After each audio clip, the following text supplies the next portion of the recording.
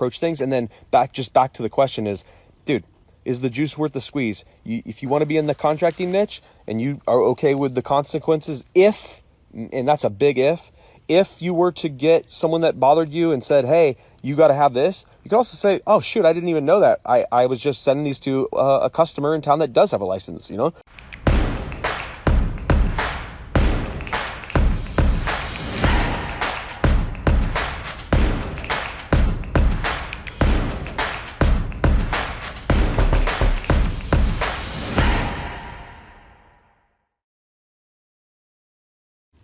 Bro, I personally am not afraid of much anymore because I understand, again, calculated risks. So I'm okay with speeding, okay? I'm okay with pushing the line. I'm okay with towing the line of edge, right? I feel like that's a lot of the reason for my success at a young age was I was willing to push the envelope like I was talking about earlier on this call. You got to ask yourself, is the juice worth the squeeze? Are you willing to take a calculated risk in knowing that if you have don't have that license on there, what's the fine?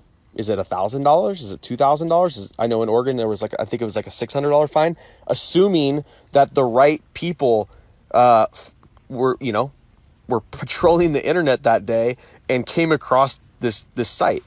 But I also know you can put privacy protection where people can't figure out who the owner of the site is too. So again, I can give you a really good story. My very first lead gen ever was a taxi site. I think I've told this story on one of these live streams. And I ruffled feathers in the marketplace because all of a sudden was the top spot for taxis. And apparently, I don't ask for permission. I ask for forgiveness. I think that's a better way to play. I'm not playing so scared. I'm reacting to a situation that may or may not ever happen. And I'm also okay with the consequences of speeding, right? Of going over the speed limit. So my taxi side, I finally get contacted, and it's the city of Eugene at this time. And they're like, listen, you don't have a license to operate a taxi business. I said, I'm not operating a taxi business. And they're like, well, this is the site. It's registered to you. I didn't have privacy protection on. And you don't have a taxi license. So you need to take the site down. I literally said, no, there's no rule out there that says I can't have my own site up. I'm not getting rid of my site. And they're like, I go, show me something that says that I cannot have a site up. And they're like, well, we don't really care what you think. And I'm like, well, I don't really care what you think. And I said, well, I'll tell you what, how about if I sell the site to a taxi company in town, is that legal? And they go, yeah, you can, if you sell it to them. Yeah. And I go, great. I go, let me call you back in 1 hour. Waited an hour, called them back, and I'm like, okay, the site's sold.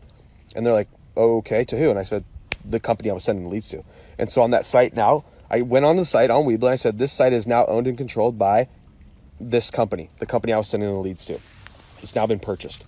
And instead of them getting mad any longer, I changed the verbiage on the site, and it was like some clerical worker in the city that has nothing better to do than to respond to someone that probably complained about my site because I ruffled their feathers because I was taking more leads out of the marketplace and rerouting them to the other company. At the end of the day, how I want to run my business is how I want to run my business, right? I think it's funny that sometimes people are like, hey, when you put up a lead gen property, it's not really a business. Bullshit.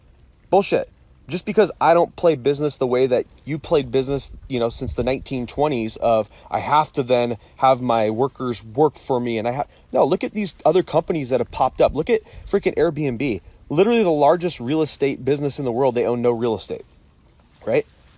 It's insane, but they just found a new way to look at business. Uber, same thing. It's like the largest transportation company in the world, and they don't own any vehicles, right? They just said, well, we're just going to be a connector. So I'm always hard pressed to look at the way I do business and have to conform or feel like I have to conform to.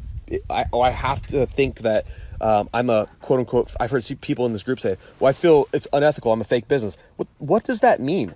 Like, you're a business. You're in this business for profit. If you want to own a site and control a site, but you don't want to have any laborers and you want to outsource the labor to third-party companies, such as which we do, that's just a different way of attacking the business, right? If I want to own a carpet cleaner, but I don't want to own any vans and I don't want to have any employees, I can still be a carpet cleaning company, right? I could own a site, I could generate phone calls, and I could find the company that I want to work with and outsource the calls. This has been, it's just a different way of looking at a business model. So make sure you're approaching, make sure you're looking at your thoughts not through such a, I guess, a foggy lens, or a traditional lens.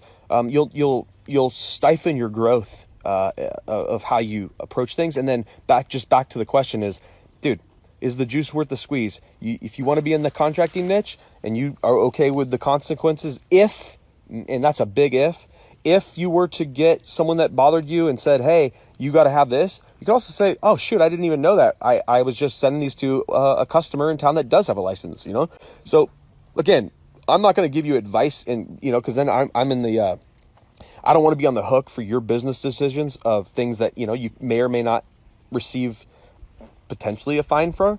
I'm going to let you do that. Just like when you get a driver's license in a vehicle, it's your desire. If you want to speed, you can speed. I've been speeding for a long time. I only got one ticket.